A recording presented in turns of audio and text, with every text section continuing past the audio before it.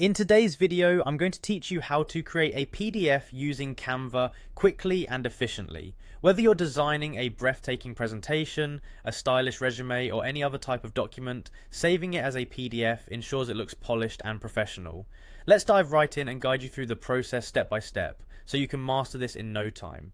First, once you've finalized your design in Canva and you're satisfied with how it looks, what you want to do is find the Share button.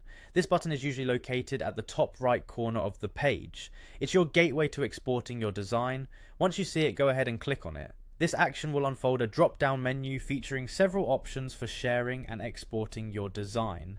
Next, from the drop-down menu, look for the download option and click on that.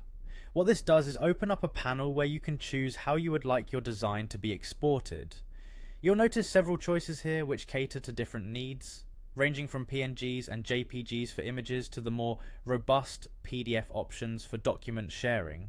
Now pay attention to the file type settings. By default, Canva sets the file type to PDF standard, which is perfect for general document use. It's optimized for sharing and uploading online, making it an ideal choice for every digital need. If you have specific requirements, there's also the option to choose PDF print, which is set for high resolution, suitable for printing with the highest quality. But for our quick guide, the PDF standard works seamlessly. Once you've confirmed that the file type is set to PDF standard, you're ready for the final step. Simply click on the download button a second time. This will initiate the download of your design straight to your computer. Depending on your internet speed and the size of your file, this process may take a few moments.